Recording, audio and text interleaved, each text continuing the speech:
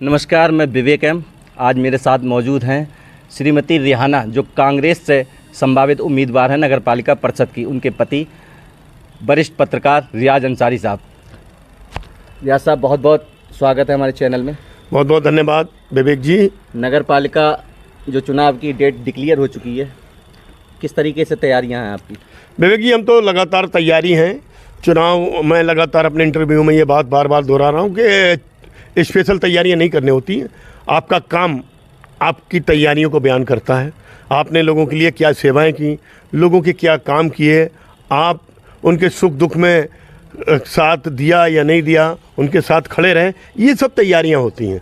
और हमने अपने जीवन भर जब से होश संभाला है, जब से राजनीति में कदम रखा है, हमेशा गरीब लोगों की मदद की है, उनके सुख दुख में काम आए हैं।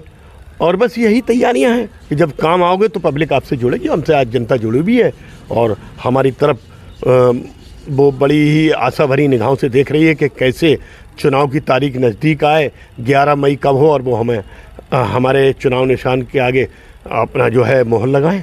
नवाबगंज में चुनाव में उम्मीदवार तो बहुत हैं, लेकिन इस बार आप कौन से मुद्दे लेकर जनता के बीच में जाना चाह रहे हैं?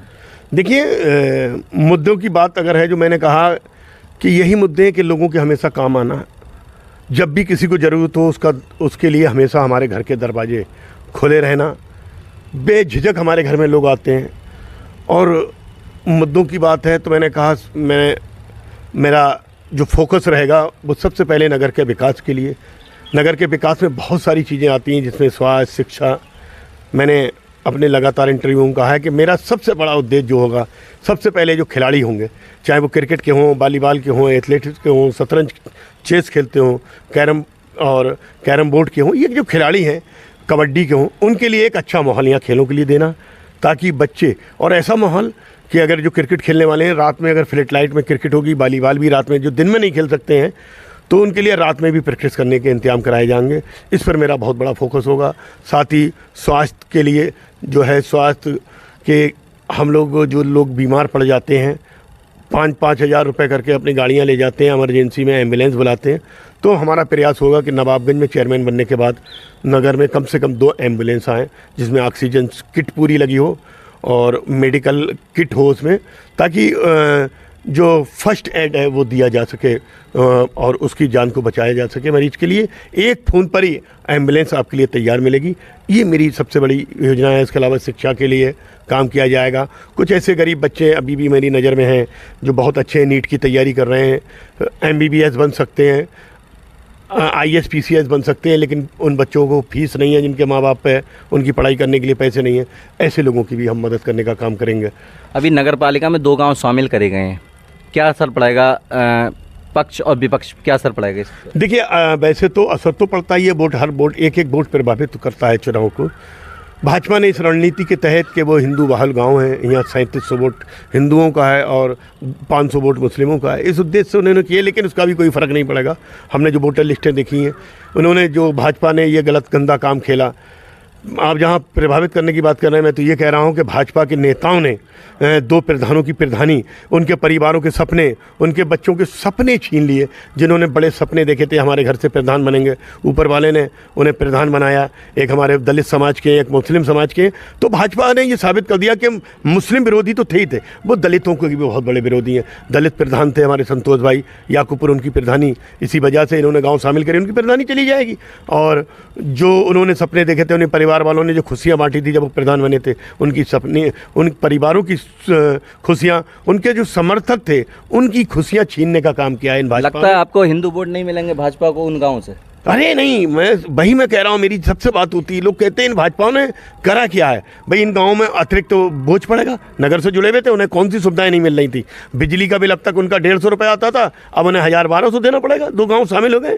और इसके अलावा जो ज़मीनों के सर्किल रेट बहुत बढ़ जाएंगे। जो बेनामी में 10,000 रुपये लगते थे, आज 1.5-2 लाख रुपये। तो इसका नुकसान इन गाँव वालों को उठाना पड़ेगा, इसका भार पड़ रहा है उनको। भाजपा ने अपनी लालसा की खातिर, अपने फ़ायदे के लिए इन गांव वालों को बड़ा ही मुसीबत पे छोड़ दिया। लेकिन ऐसा नहीं है।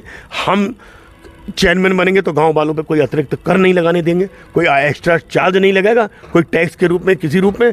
गांव वालों को बिल्कुल जो हमसे बन पड़ेगा उनके विकास के लिए, उनके सहयोग के लिए हर कदम पे खड़े रहेंगे। गांव वालों को आवास दिलाने का काम किया जाएगा, प्रधानमंत्री आवास, और उसके अलावा पेंशन, उनके राशन कार्ड, जो छोटी छोटी जेन्युइन समस्याएं हो या बड़ी भी हो, हमेशा उनके साथ खड़े रहेंगे, कोई फर्क नहीं पड़ने वाला। अभी पालिका अध्यक्ष जो थी, निवर्तमान पालिका अध्यक्ष, उनके पति ने एक बात कही थी कि उनके परिवार से कोई भी चुनाव नहीं लड़ेगा।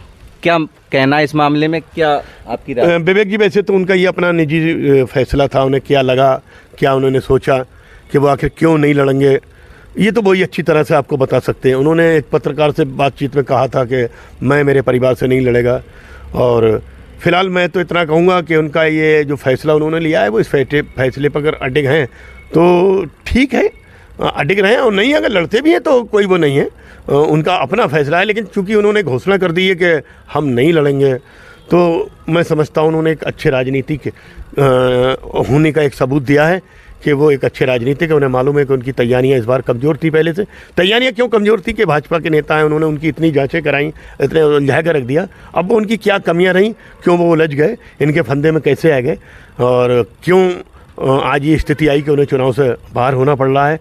और या तो ये है कि वो भाजपा वालों ने जो उन्हें दबा कर रखा, दूसरा ये उन्हें लग रहा है कि आज जिस ढंग से हमारा माहौल कांग्रेस पार्टी के प्रत्याशी के फेवर में, और पूरे देश का माहौल, राहुल गांधी जी जिस दिन हाथ से हाथ जोड़ो यात्रा शुरू की है राहुल गांधी ने, और कांग्रेस में होता चला जा रहा है पूरा देश। 2024 में देखेंगे राहुल गांधी जी प्रधानमंत्री बनेंगे देश के। कांग्रेस उत्तर प्रदेश में भी आने वाले 27 के चुनाव में देखिए आप, यहाँ पर अपना झंडा गाड़ेगी, यहाँ पर विजयी होगी। और इस चुनाव में तो अब मैं जिस गली में भी जाता हूँ, कल 3 मीटिंगें रख दी, जबकि हम पे टाइम कम था, क्योंकि तरावी के बाद हम मीटिंगें कर पा रहे हैं, तो हमने मीटिंगें की। तो विवेक भाई आपको बताएं, हम 2 मीटिंगें कर पाए, हमने 3 मीटिंग नहीं कर पाए, क्योंकि एक मीटिंग हमारी 10 से 11 तक और दूसरी 11 से 12 तक। लोगों को अफ्तारी भी शहरी खाना थी, लोगों को सोना था, आराम भी करना था, इसलिए वो एक मीटिंग, लोग खुद लोगों के दरवाजे पर जा रहे हैं, लोग मुझे बुला रहे हैं, इतना फ़र्क है। आज चुनाव हो जाए, चुनाव इंशाल्लाह जीतूंगा, लोगों के सहयोग से, सब लोगों के, बुजुर्गों की दुआओं से, गरीब लोगों के, उन गरीब लोगों की दुआ से जिनके मैंने काम कराए हैं, राशन कार्ड बनवाए हों, लोगों के जो और भी चीज़ें। अब मैं एक चीज़ बता दूं, मैंने जैसे बिजली आपदा में कई लोग अपनी जान, जो उनके जानवर मरे, उनको मैंने पैसा दिलाने का काम किया। एक हमारे जमील भाई थे, नदी में डूब गए, 5 लाख रुपए उनको मैंने दिलवाने की सहायता, जो मैं पहली बार आपके चैनल पर ही बता रहा हूँ। सिद्दीकियों में थे, डूब के उनका इंतकाल हो गया था। मैं उस टाइम किराए पर रहता था, आपने देखा मेरी ज़िंदगी गरीबी में गुजरी, किराए पर ही रहा हूँ ज़्यादातर मैं। तो मुझे गरीबी को, क्या उनकी जेन्युइन चीज़ें होती हैं, क्या ज़रूरत की चीज़ें होती हैं, मुझे मालूम है गरीब के लिए। ये तो गरीब समझ सकता है, बड़े लोग नहीं समझ पाएंगे गरीब की। जमील भाई को मैंने 5 लाख रुपए दिलवाने का पूरा काम किया। एक हमारे यहाँ एक अंधविक्षिप थे परेवा वालों के यहाँ, उनसे लड़के से बौरा भाभी कहते थे लोग, मुझे नहीं कहना चाहिए, उनका इंतकाल हुआ, मैंने उस परिवार को 5 लाख रुपए दिलाए। मैंने ये काम चेयरमैन को करना चाहिए थे। आज जो चुनाव में निकल आए हैं, जो शेख चिल्ली बनकर यहाँ पर लोगों को गुमराह करने के लिए निकले आए हैं, जो अपने कार्यालय खोले बैठे हैं, वो बताएं उन्होंने कौन सा काम किया। अरे तुम अपनी बात कर रहे हैं, तो वो कह रहे हैं हम चुनाव में 10 लाख खर्च करेंगे। मैंने 2 परिवारों के नाम ले दिए, 2 परिवारों को 10 लाख, एक का भैंसा मरा उसे 40 लाख, एक का बैल मरा उसे 30,000, ये दिलवा दिए। राशन कार्ड 800 बनवा दिए, लोगों को गल्ला मिल रहा है फ्री, लॉकडाउन से मिल रहा है, जब से लॉकडाउन लगा भाई। तो ये काम करने का मैंने काम किया है, और इसी मुझे उम्मीद है, मैंने हिंदू भाइयों के भी बहुत राशन कार्ड बनवाए। मुझे उम्मीद है हिंदू मुस्लिम सब भाई मिलकर मुझे चुनाव जिताने का।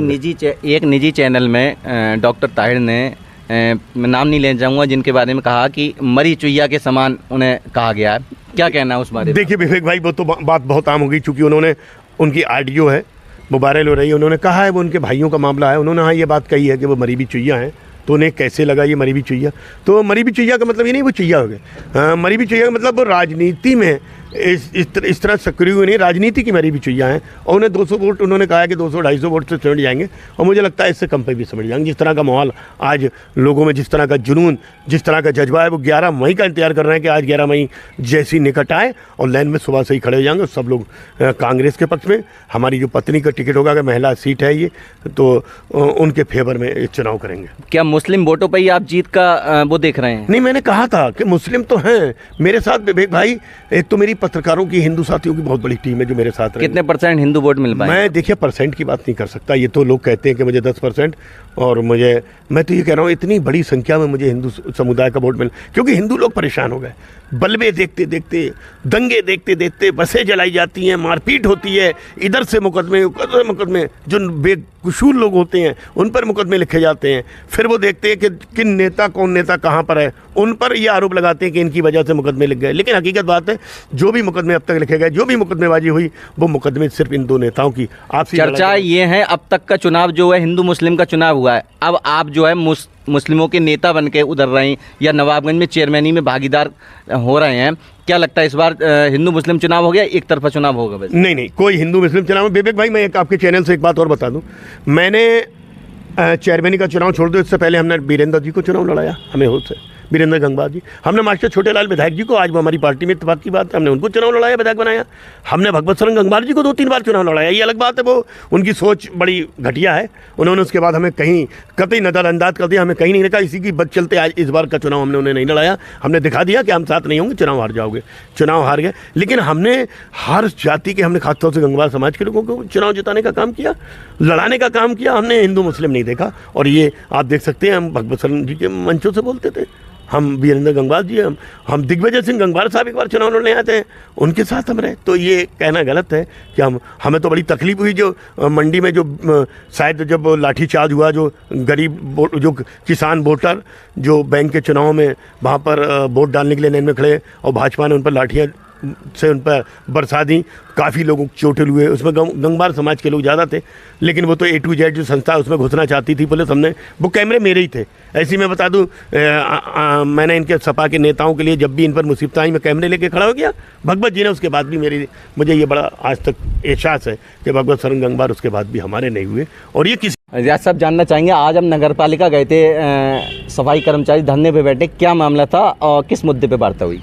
विवेक जी, ऐसा था, हमें जो जानकारी हुई कि सफाई कर्मचारी हड़ताल पर चले गए हैं, उन्हें वेतन, एरियर वगैरह की इनकी मांग है जो नगर पालिका के द्वारा पूरी नहीं की गई हैं और कल से चले गए हैं। कर्मचारी ऐसा नहीं है आज पहली बार धरने गए हैं, पहले भी गए, लेकिन मुझे एक जरा उन कर्मचारियों के, मैंने जो संगठन था उनके अध्यक्ष महामंत्री जी से मैंने बात की कि आप धरना ख़त्म कर दें अपने, चूँकि रमज़ान चल रहे हैं, मुक़द्दस रमज़ान का महीना है, लोगों को गंदगी से दो चार ना होना पड़े। मैंने उनसे अपील, और उन्होंने बड़े अच्छे ढंग से हमारी बात को सुना और उन्होंने कहा हमारी ये जो मांगे हैं।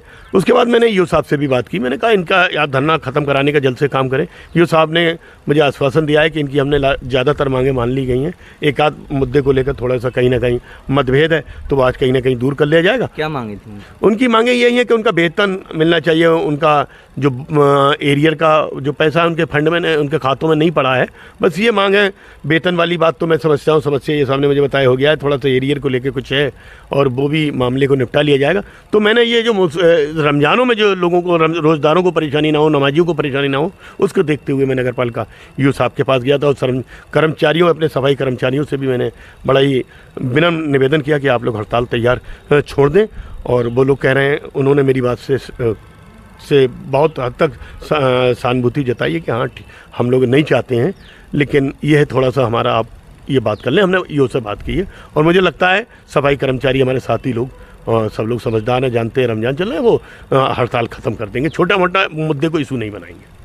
जनता के लिए क्या संदेश देना चाह रहे हैं हमारे चैनल के माध्यम? बस विवेक भाई, बात लंबी हो गई, गुफ्तगू लंबी हो गई, आपने मुझे मौका दिया है, मैं तो फिर एक बार आपका धन्यवाद देना चाहूँगा और यही लोगों से अपील करूँगा, साथियों, आप जो बहरूपियों बन के जो लोग आएंगे, रोज़ा अफ्तार कराएंगे, जो अभी हो सकता है कोई कैंप लगा दें, कोई गरीबों को पैसा बांटें, आप इनके लालच बनाएं, इनके रोज़े अफ्तार देख लें, या करोड़पति हैं, अब इसी रमज़ानों में रोज़ा अफ्तार क्यों कराने आ रहे हैं, ये अभी न्याज़ें क्यों करा रहे हैं, ये अभी सारे काम क्यों करा रहे हैं? 20 साल से जो मैं काम करता चला आया, 25 साल से मैं काम करता चला आया, तब से ये नवाबगंज छोड़ के क्यों भाग गए? आप लोगों को बहुत हिसाब से सोचना है। और वैसे तो हर आदमी बड़ा समझदार है, एक एक बात को सोच रहा है, जानना है कि ये वोट ख़राब करने का काम करेंगे, उसमें कुछ जो अब मैं कहना नहीं चाहूँगा, अगर उन लफ्ज़ों में कहूँ तो बड़ा बुरी लग जाएगी। कुछ लोगों की आदत होती है वो पैसा लेकर चुनाव लड़ाते हैं, और वो ऐसे ही कुछ जो लोग हैं, जिस तरह के दलाल किस्म के लोग हैं, वो उनके साथ लग गए और वो चुनाव लड़ाने का काम कर रहे हैं। मैं अपील करूँगा ऐसे लोगों के बहकावे में ना आए। साथियों, कोई बहकावे में ना आए, एक तरफा चुनाव है, टिकट होने दीजिए। जो भी मैदान में होगा, भाजपा को किसे मिल रहा है, सपा को, कोई आमने सामने नहीं टिक पाएंगे। कांग्रेस प्रत्याशी की बहुत बड़ी जीत, हमारी बहुत बड़ी जीत होने जा रही है विवेक जी। तो ये थे हमारे साथ कांग्रेस से संभावित प्रत्याशी श्रीमती रिहाना के पति रियाज अंसारी साहब, और इस तरीके के इंटरव्यू आपको दिखाते रहेंगे। देखते रहिए हमारा चैनल IB।